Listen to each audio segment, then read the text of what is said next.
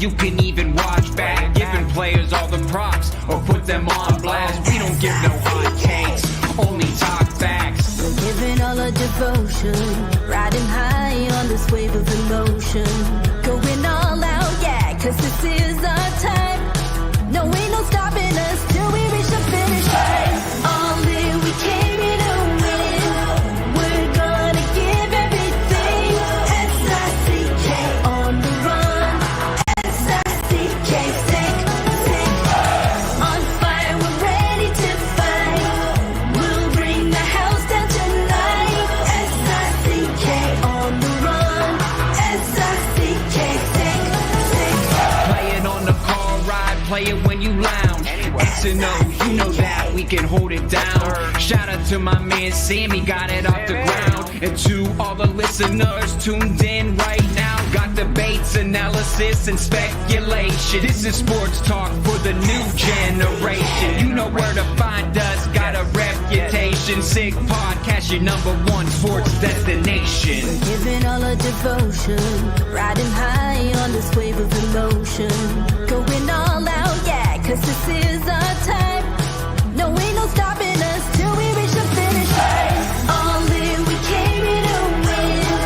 We're gonna give everything. S-I-C-K on the run. S-I-C-K, sick. On fire, we're ready to fight. We'll bring the house down tonight. S-I-C-K on the run. S-I-C-K, sick. S-I-C-K, it's the sickest podcast. Tune in for the audio, or you can even watch back. Giving players all the props or put them on blast. We don't give no hot takes, only talk back. S-I-C-K, S-I-C-K, S-I-C-K,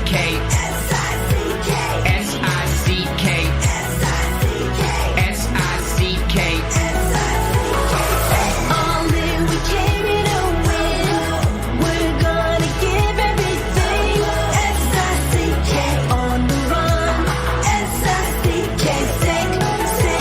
S-I-C-K, it's the sickest podcast. Tune in for the audio, or you can even watch back. Giving players all the props or put them on blast. We don't give no hot takes, only talk facts. We're giving all our devotion, riding high on this wave of emotion. Going all out, yeah, cause this is our time. No, ain't no stopping us till we reach the finish line. All in, we came here to win. We're gonna give everything. S-I-C-K on the run. S-I-C-K, sick. On fire, we're ready to fight. We'll bring the house down tonight. S-I-C-K on the run. S-I-C-K, sick. Play it on the car ride, play it when you lounge. X and O, you know that we can hold it down. Shout out to my man Sammy, got it off the ground. And to all the listeners tuned in right now, got debates, analysis, and speculation. This is sports talk for the new generation. You know where to find us, got a reputation. Sick podcast, your #1 sports destination. Giving all our devotion, riding high on this wave of emotion. Going all out, yeah, cause this is our time. No, ain't no stopping us till we reach the finish line. All in, we came here to win. We're gonna give everything. S-I-C-K on the run. S-I-C-K, sick. On fire, we're ready to fight. We'll bring the house down tonight. S-I-C-K on the run. S-I-C-K, sick.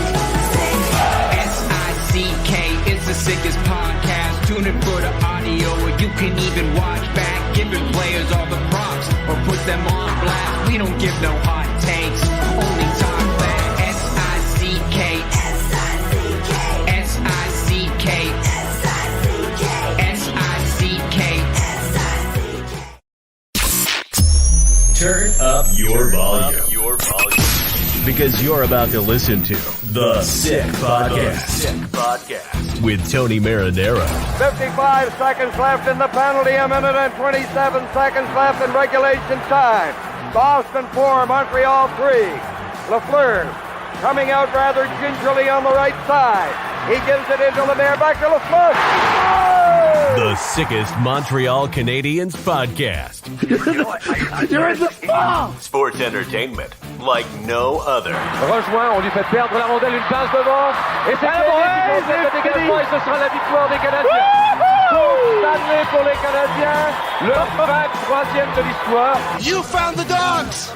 John, you found the dogs!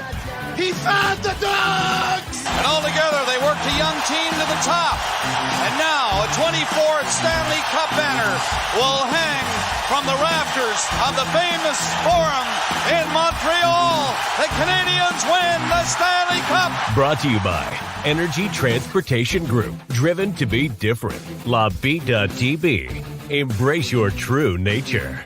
And Playground, your premier gaming destination. It's gonna be sick. Marinaro, the Sick Podcast on this Monday, November 4th. How's it going, everyone? Thank you for watching on YouTube and Facebook and on Twitter. I guess it's probably going better for you than it is for the Montreal Canadiens right now, who have lost 7 of their last 9 games, but don't worry about it. It's a process. And so we were told earlier this afternoon. However, the tone has raised a bar or two, a notch or two over the last week or so, and we're going to get to that with Eric Engels of Sportsnet, sportsnet.ca, in just a couple of minutes. There have been some animated practices. There was even a bag skate the other day, the tone, but there has been a lot of teaching as well and a lot of pulling players aside. Anyway, Eric was there. I was not, because I was on the air, and I'm sure Eric's going to talk to us about it in just a second. The Sick Podcast brought to you in part by Energy Transportation Group, a leading full-service logistics provider serving all of North America, driven to be different. Also brought to you in part by Bittt, the Tibi, who launched their new Ultra Lager, refreshing, thirst-quenching beer, perfect for cool fall days with only 90 calories, 2 grams of carbs, 4% ABV per can, available in a pack of 6 and 12 in grocery stores all around the province of Quebec. Ultra light, ultra refreshing, and also brought to you in part by Playground. Step into the world-renowned poker experience at Playground, where free food and drinks at cash game tables, a bad big jackpot, weekly promotions, daily tournaments, unmatched customer service away you. Why play anywhere else? Just minutes from downtown Montreal, across the Mercier Bridge Playground. As a matter of fact, I think I'm probably going to be there on Saturday night. So if you're going to be there, chances are we're going to bump into each other. Come by and say hello. I always love talking to everyone who watches the show and follows and listens to the radio show and follows me on TV and all that stuff. So thank you very much. Much love, much respect to all of you. Without further ado, let's bring him in from Sportsnet, sportsnet.ca. Eric Engels, how are you? Can you hear me and see me well? I can definitely hear you well, and I can definitely see you well. Yes. Eric, okay, good. We're going to talk about a lot of things, but one of which is going to be about your article that you put out there earlier today on sportsnet.ca. Let's bring it up so people can have a chance to see it. For those who are watching right now on YouTube, Facebook, and Twitter, if Twitter's working, because sometimes it works and sometimes it doesn't. And here it is, 7 losses in their last 9 games, has people asking about Canadiens coach Martin St. Louis' job security. Eric Engels answers that and more in this edition of the Mailbag. So we'll get to that in just a bit, but if we can just back up a little bit, because we haven't had a chance to talk about what happened, of course, on Saturday night. The Canadiens, everyone knows by now, were in Pittsburgh. They lost a close game by a score of 3-1. And it was funny, Eric, listening to Marty St. Louis talk today, because every now and then I get it right. And earlier today, if you heard me on my radio show, I said something that I think was repeated by Marty a little bit later on, which was with, a huge emphasis on trying to tighten up, because they've had several games lately where they've given up a ton of goals. With tightening up comes maybe not taking as many chances, maybe not attacking as much, maybe not putting yourself in some of those offensive situations, but really reducing the risk of getting caught on the counters and all that stuff. But sometimes when you tighten up and you try and tighten up a lot in a short period of time, you don't end up having scoring chances that you were before. And Marty St. Louis basically said, look, I knew we were going to have a hard time creating offense going into the game. I knew it, and that's what he saw. So now it's probably going to be about finding the balance that can help them win hockey games, which will be real good defensive play, limiting the amount of goals against, but being able to provide enough offense to win those games. And they're looking for that balance right now. Yeah, they're looking for that balance, but one of the things that helps that balance is confidence, and it would only be normal that the Canadiens' confidence is affected. And yes, they were taking a lot less risk in the game against Pittsburgh. There was a concerted effort not to manage the puck in such a way that it ends up in their own net off their own dumb mistakes, which they've been making far too frequently since the beginning of the season. Not even structural errors, but just bad plays that lead to the puck coming right back at them and into their net. But there's a difference between not risking it too much and not being able to make a play. And I thought there was a balance between those two things in the Pittsburgh game. There was a lot of times within that game where the Canadiens seemed incapable of making a play. And that's not anything more than just a bit of a lack of confidence, which would be normal to have after the way things have gone over the last couple of weeks. One of the incidents, of course, that caught everyone's attention was Noel Achari's hit on Juraj Slafkovsky. If you listen to the panel after the game, I think a couple of them thought that that was a headshot. A couple of them brought it up. We've also heard that Slafkovsky put himself in a vulnerable position, maybe not in a great position, something that Slafkovsky actually even admitted to earlier today. But let's hear Slafkovsky on asked if the Achari hit probably should have been a penalty. I think they should have, because I don't know. Obviously, I put myself in that spot, but you expect to get reverse hit, and they teach me to reverse hit with my back and my ass, not with my arm. So I was maybe expecting a different type of contact from him. It happened what happened. I got KO'd and had to go take a shower. Did you receive an explanation or not at all? Not at all, nothing. And New York had not a similar play earlier this season, but against LA got put to the head too, and they didn't review it. Do you feel they don't review such hits as much this season? I don't know, yeah, like guys get reviewed for some. I don't know. I saw Ekman Larsson got reviewed for like a similar type of play, like arm to the head. So I don't know. I have my opinion, but I probably can't say because it's bad.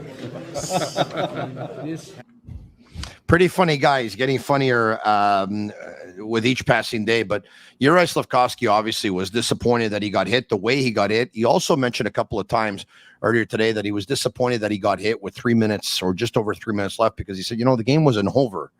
And when he was asked about, the game was almost over when this happened, he said, no, the game wasn't over. And he was real upset that he had to go do the concussion protocol. And by the time it was probably finished, the game was probably over at that time. Couldn't get back in. And he said, he was disappointed with the hit. He was also disappointed of when it happened in the hockey game. Yeah, just as an aside, how great of an attitude does this kid have at 20 years old? The way he assesses things, the honesty with which he approaches things. I asked him some hard questions today about his own play, about how far he's potentially strayed from the habits that helped him put up 20 goals and 50 points last year. And I understand he's got a goal, 7 assists in 9 games. It's not something to just sneeze at. I think that's worth mentioning. It's decent production, but he's not playing that direct style of game. And he just met that head on and said, you know what, there's a lot of things in my game that I just don't like right now. And I hope it changes tomorrow against Calgary. And that, as an aside here, Tony, you have to recognize how good of an attitude this kid has and why it's a big part of when he struggles, he'll be able to turn it around and succeed. And I think he's shown that already, and he's going to continue to show it as he moves on with this career of his, which I think is going to be very long. The hit itself, I find we're talking about this a lot in the early portion of the season. It's annoying that it can be true that a hit is dirty and also legal.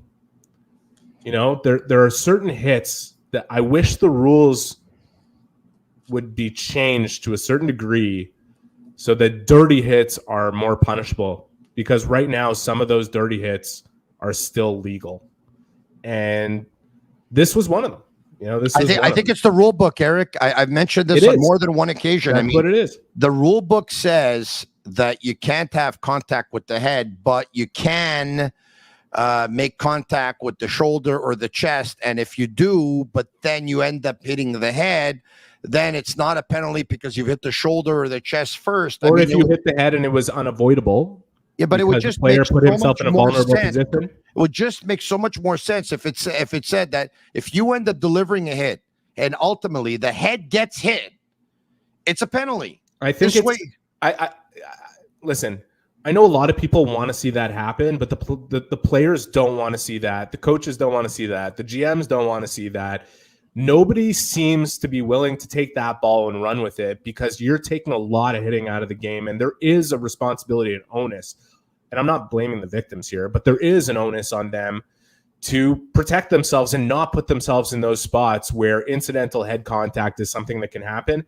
There's no easy solution to this problem, Tony. There really isn't. I know everybody thinks there is, but I've yet to see a suggestion as a rule tweak that would take some of the dirty hits out while keeping the integrity of the sport. And I'll tell you, I think one of the biggest problems here is when they took out the hits that Rafi Torres was a specialist for, and Matt Cook was a specialist for, those big open ice head hunting hits, it had a ripple effect on a younger generation of hockey players who came up through the ranks with those rules and stopped protecting themselves as much as the guys from the old guard used to.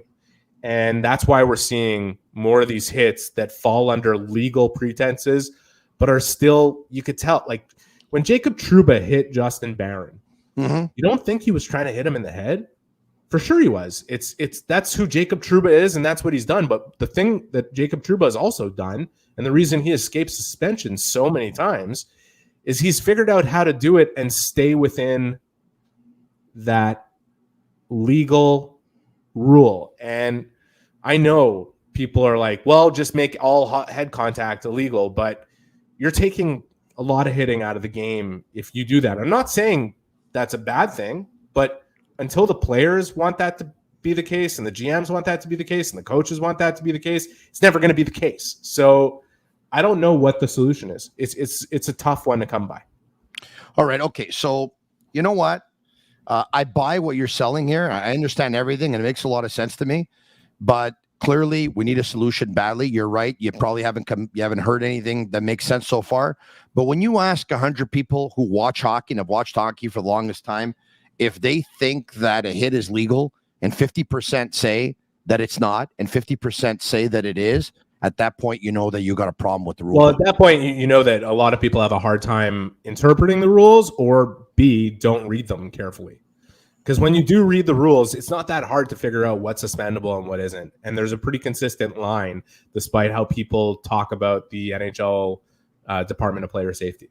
There is a consistent line in how they rule and what they do. A lot of people don't read the rules. Meanwhile, if you ask 100 players if they want all hits to the head to be penalized, I think you're going to get about 95 of them that say no.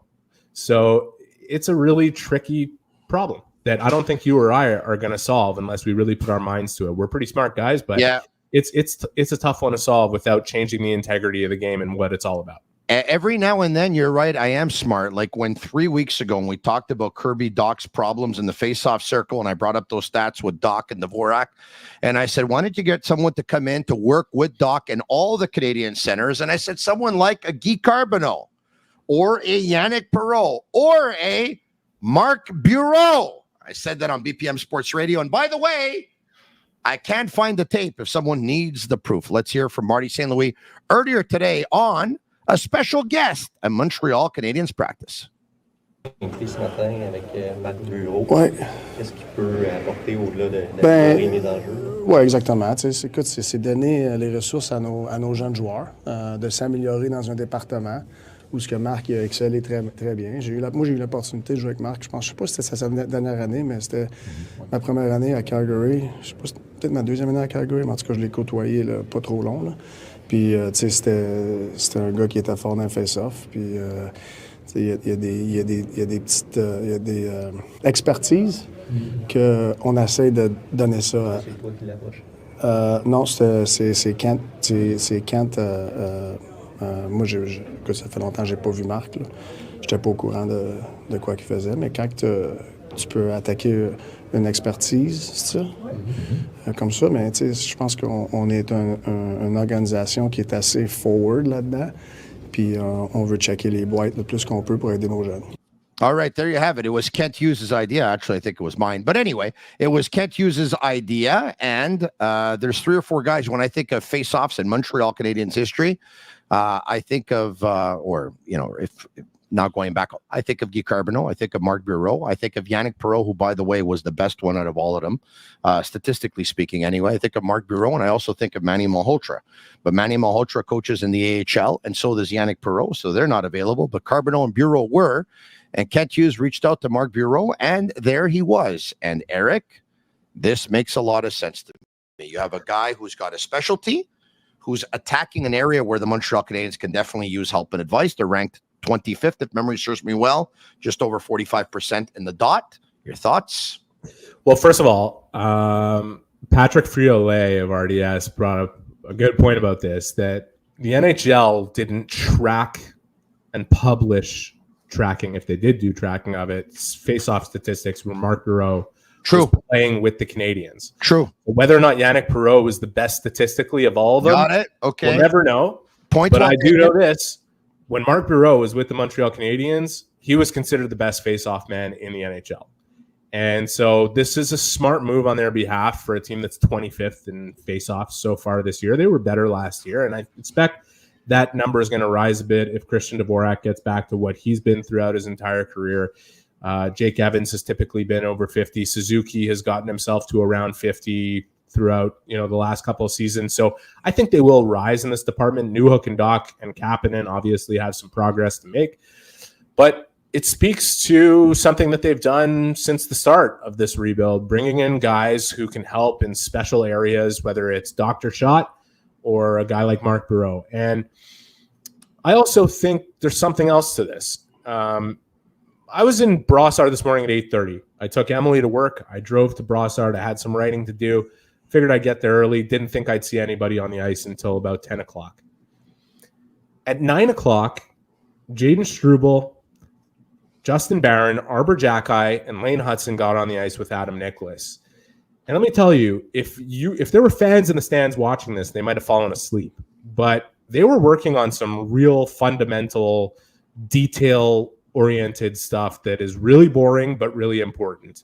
Stuff that's easy to get away from when you become an NHL player because you're focused on all kinds of other things, but stuff that's necessary. And it was neutral zone gapping and very basic drills on how to position the hips, the sticks, and those little things. That happened for about 40 minutes until all those centers came on the ice to work with Marc Bureau, and then practice started, which was a very spirited practice under St. Louis, who stopped the very first drill and demanded a certain level of mental engagement that he wants to see in practice so it translates into games.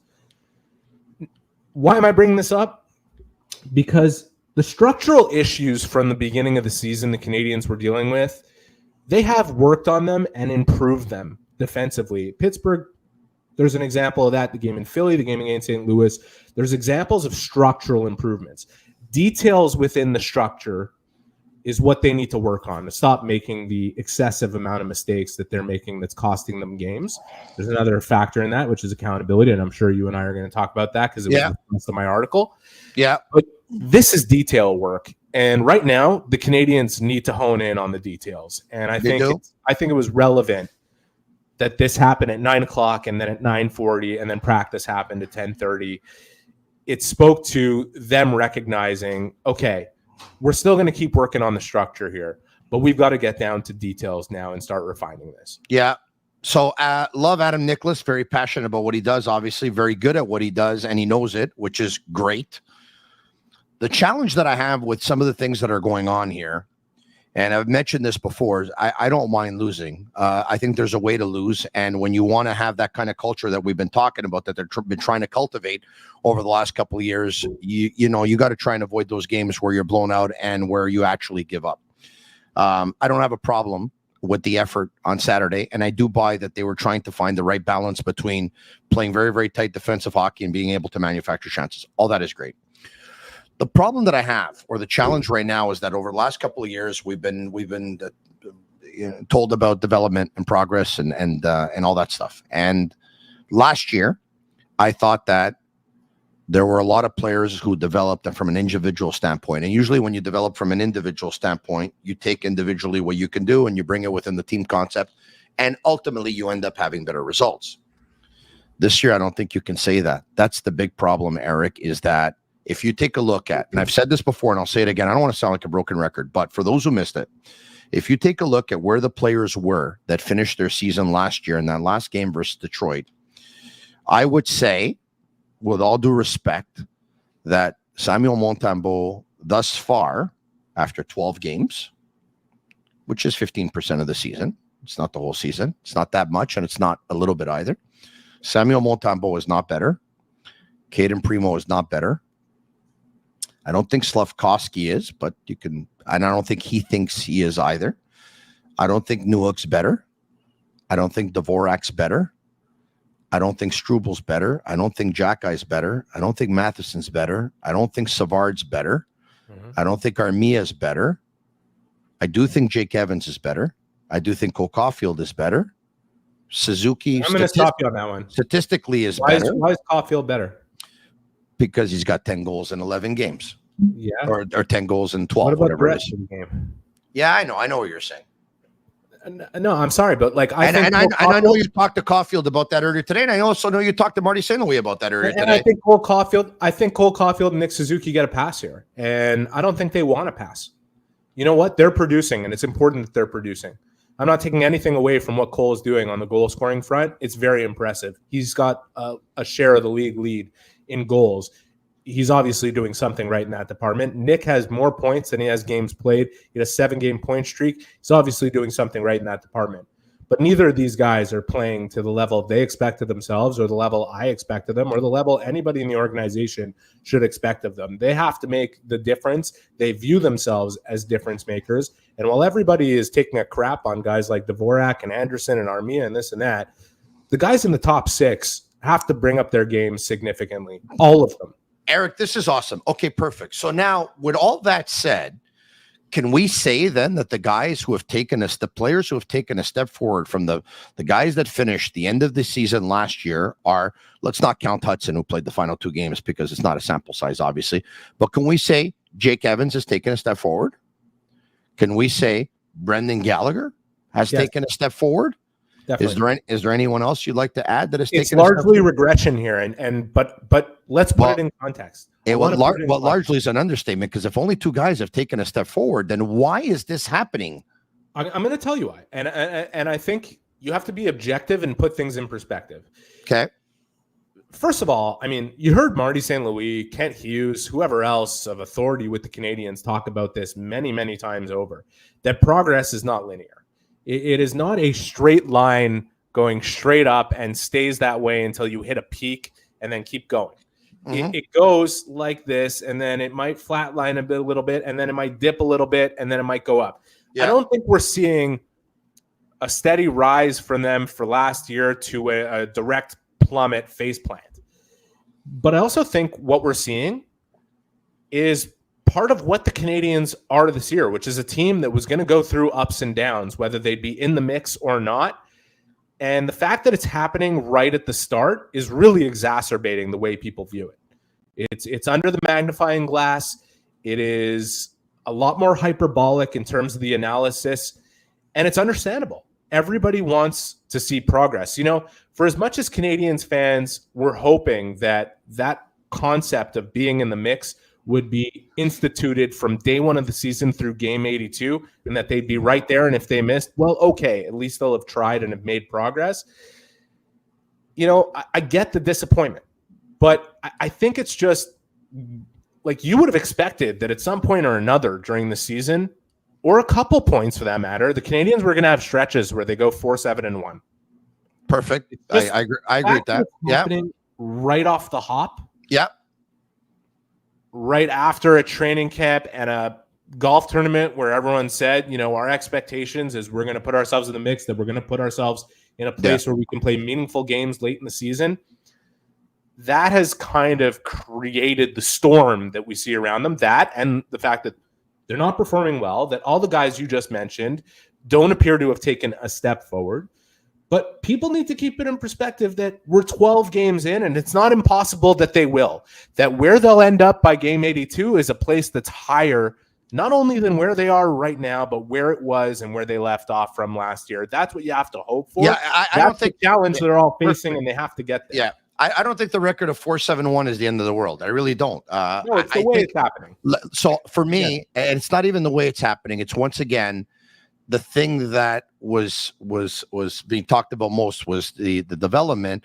And once again, I get to that. And I understand what you're saying. It's really hard though to understand or accept that. Okay, let's just not say they're failing, but like everyone's grades are going down at the same time, right? And I like to compare a hockey team to a classroom more often than not, right? And if this were a classroom, when everyone's grades are going down at the same time, and there aren't too many passing the test, and I would say the test is game night, at that point, it's either one of two things, that it's either the way the subjects or the subject or the subjects are being taught or delivered, that the message isn't as clear as it should be, or that maybe the subject is too complex for the students that are in that class. Okay, there's validity to everything you're saying, but I want to say this, okay? The analogy to a classroom is not exactly a perfect one, because in a classroom, each student is out for themselves. And in a hockey team,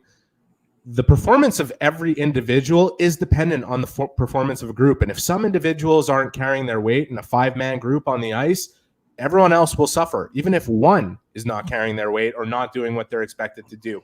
There is an influence from one player to another in terms of how that performance looks. Doesn't mean everybody isn't responsible for their own grade here. They are. And they all need to be better. And the coach needs to be better. His message needs to pass through more clearly. And is there time for simplification with this and that? Yes. Is there time to change the system because the Canadiens might not be able to execute it with the tools that they have? No. And I'm going to tell you why. If you want to become a team that's going to win in this league when the time is right, when they're expected to win, because no matter what they said about being in the mix and this and that, nobody expected they were going to win the Stanley Cup this year, let alone be a guaranteed playoff lock. But if you want to be that team down the line, you better do things the right way now at these young ages to build the habits so that these things are mastered by the time you're expected to win. And let me tell you, the idea that the Canadiens can execute the hybrid defensive system is bullshit to me, because we've seen them do it in a few of these games, despite how they've started this season. It's not beyond them. It's not too complicated for them.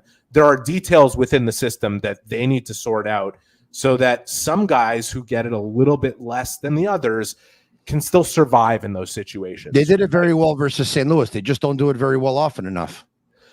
And that's part of being a young team, and that's part of being a team that needs to mature, and that's part of being a team that right now, no matter how painful it is to watch and pay attention to, I don't think what's happening with them is a bad thing right now. Okay, I think it's an important thing.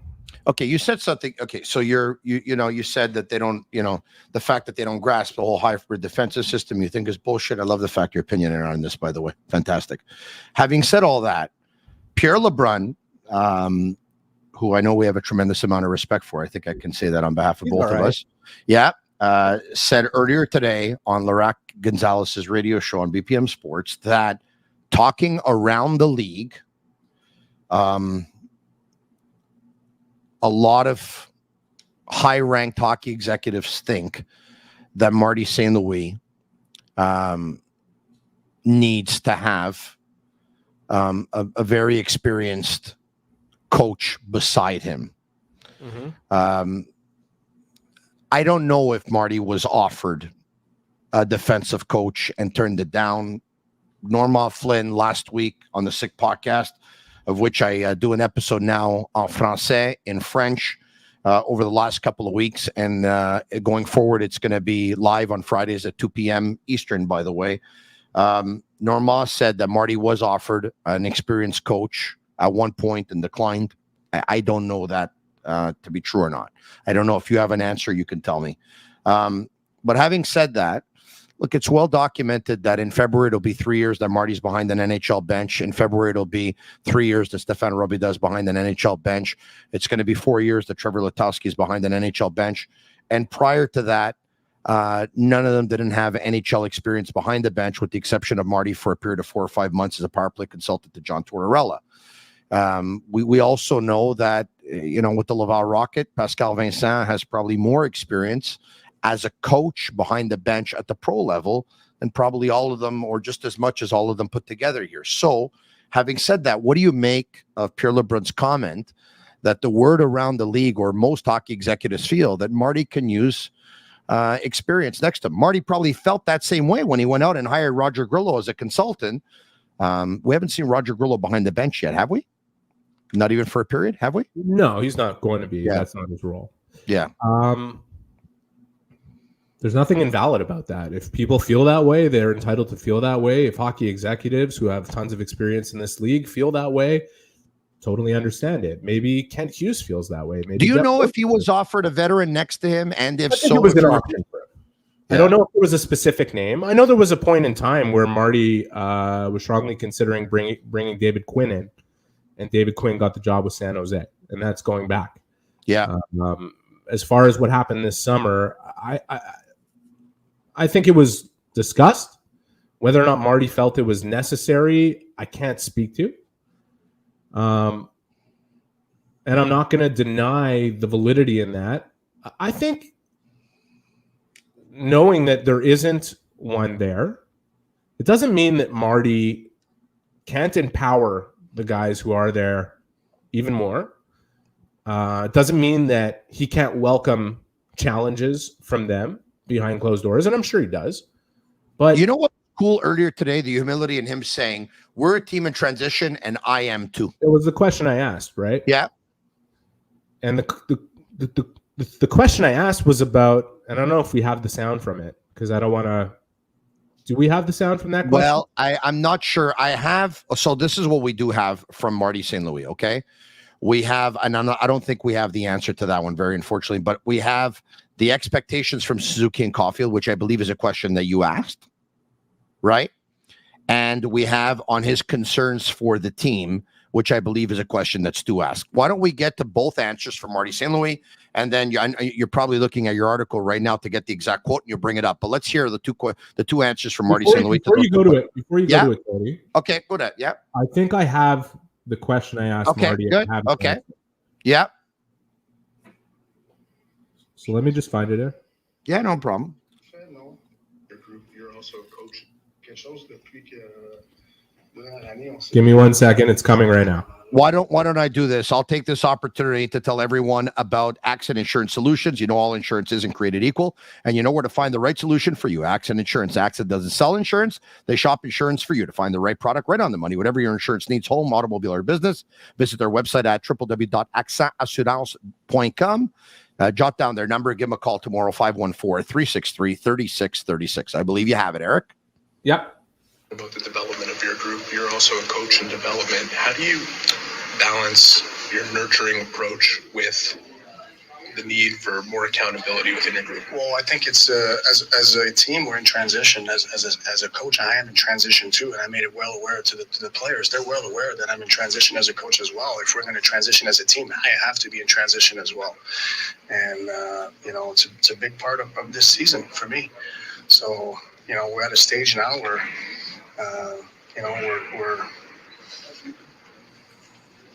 we're not at the same stage as 2 years ago, a year ago, and I think when you're going to a different stage, there's a transition on many levels, individually, the players, the expectation, and the staff as well.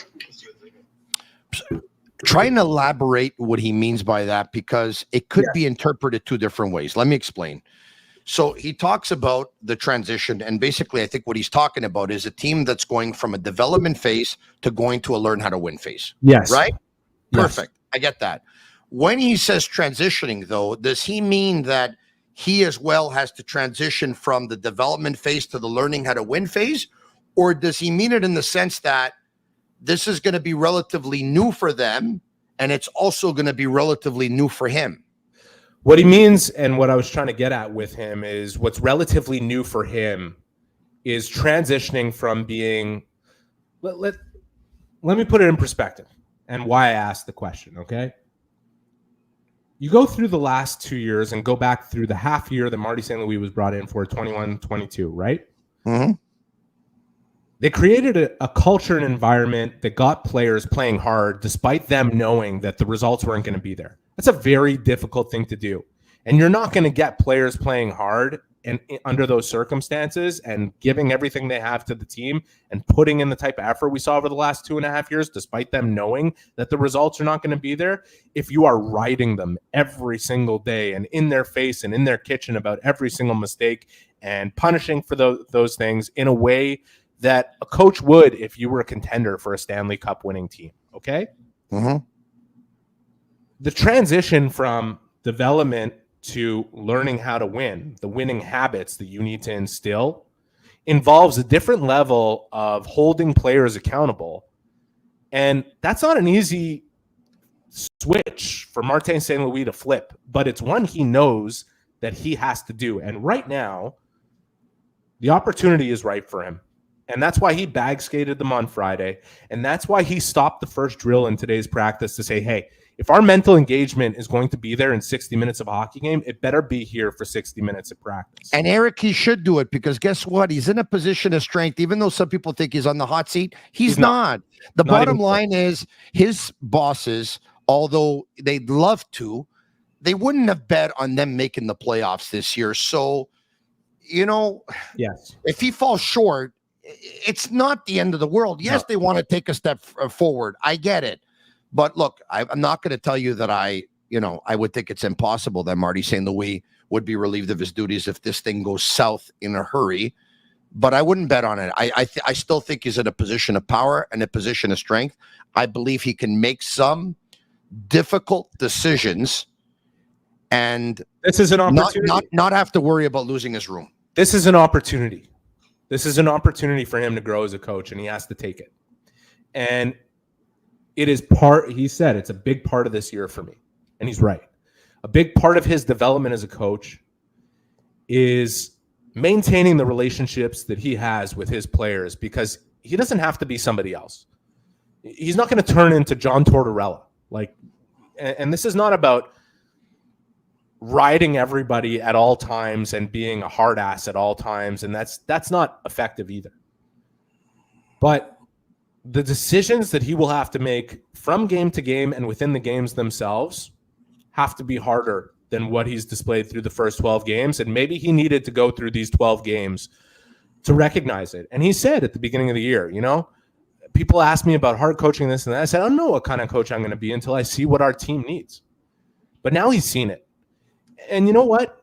I'm going to go back to the game against Washington, okay? 3-3 going to the third period that he said they puked all over themselves. I like puke all over themselves better than throw up all over ourselves because when he originally said it in French, that's how it came into my head, okay? I think it was a bit stronger, and I would have used it if I were him speaking in English afterwards. So I'm going to use it right now. I have since talked about an effervescent, an antacid, by the way, called Briofsky, which prevents you from throwing up all over yourselves.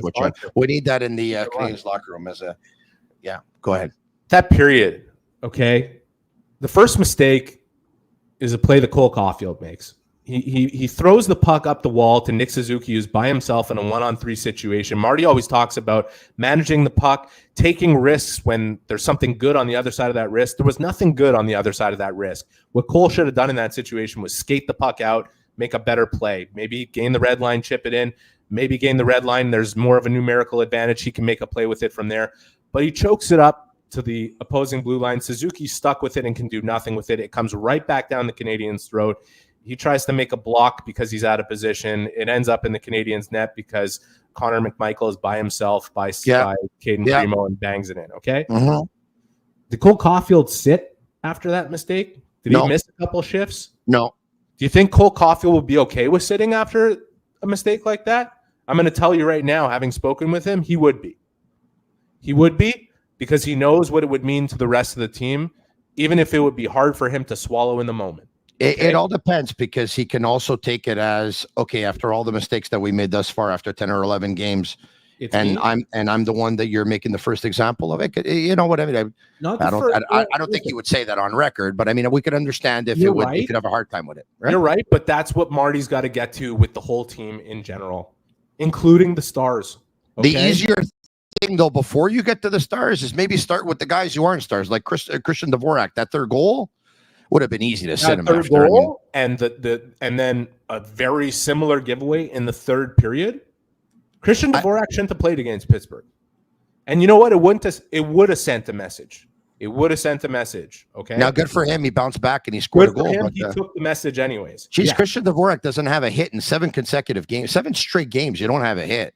Like if I knew that stat existed, I'd go out and I'd hit the first guy on my first shift. Yeah. Is this a joke or what? That's not your patented line, and it's well applied. Yeah. And you know what? Shouldn't have played against Pittsburgh. He did. It would have sent a message not just to Dvorak, but to everyone, because Dvorak is very well liked in that room.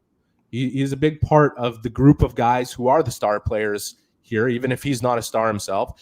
Good on him. I know the fans can't admit when Dvorak plays a good game. Like I said, he was one of their better players against Pittsburgh, and the backlash was like, well, 1-11, and I don't give a shit. He played a good game. Admit when he played a good game. He rebounded from a terrible game, and he didn't need a message to be sent to him. But what it would have meant to the rest of the team is important, and Marty can't let those opportunities pass him by as we go forward here, and that's part of becoming the better coach that I know he's going to be and that the Canadiens expect him to be. And you know what? I'm a guy who thinks a lot of Marty St. Louis. I think he's a brilliant hockey mind. I think his nurturing approach in general is much more conducive to running a hockey team in 2024. I think his insistence on the system that he wants to play and where the NHL is going is crucial for the Canadiens to get to where they want to get to down the line, and the winning habits that you need to create. I think he's going to grow from all of this, Tony.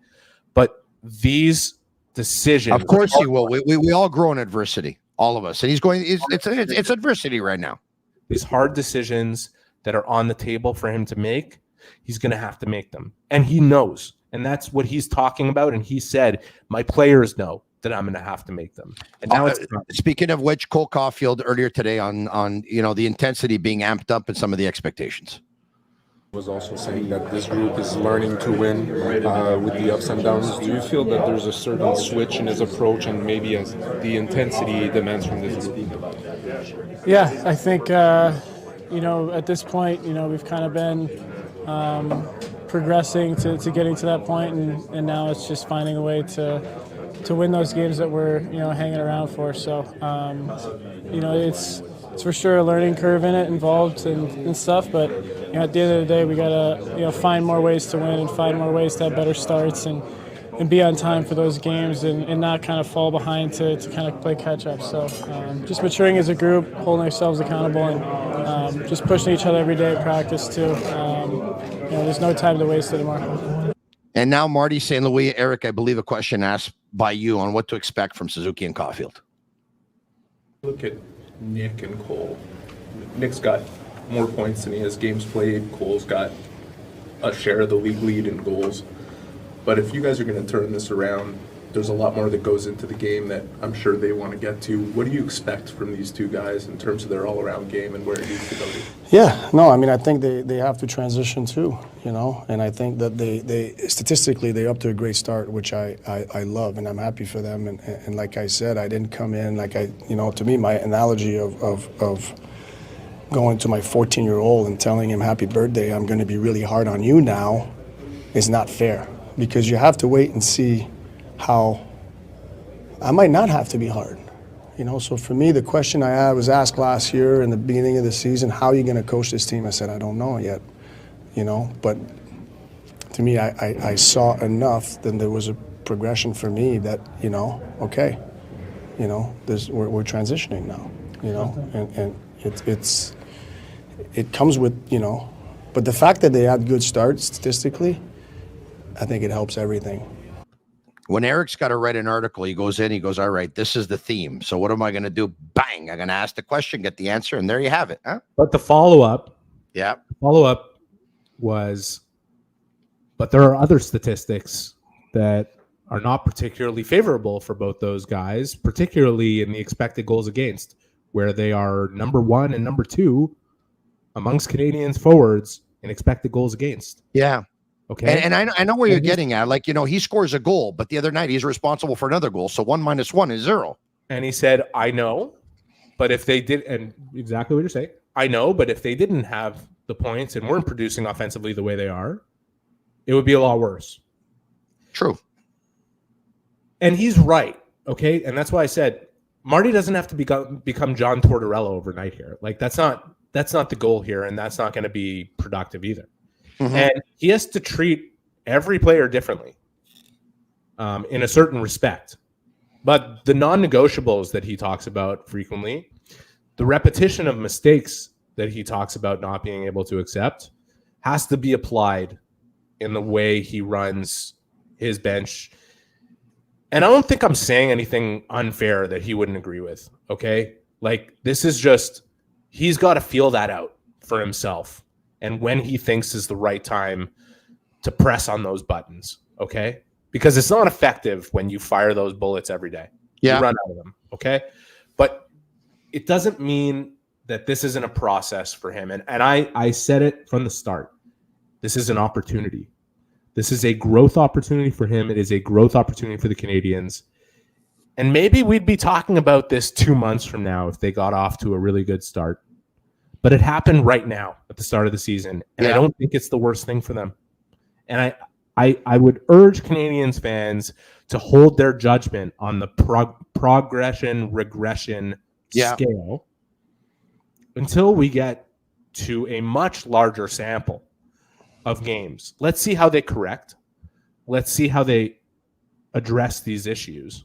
It just so happened that it happened right off the hop, and it turned everything into the circus that we're living in right now. And that's Montreal. And you know what? Another thing that's good about it, well, it's not that. You can urge fans to be patient, but if you get a guy who's a podcaster, a sports radio host like me, I got to do a show every day, right? I cannot just come on. I get it. They should be disappointed. They have expectations. Another thing that's good for the Canadiens is experiencing the noise that's around them right now in a situation where there are some there were no expectations the last 2.5 years. And the fact that they're disappointing people right now is something they better get used to in terms of what that looks like when it happens. Because it isn't going to go away as we go forward here, okay? It's going to be when the highs come, very high, and when the lows come, lower than low. And they're going to have to deal with that, and that's good experience to gain for a young team.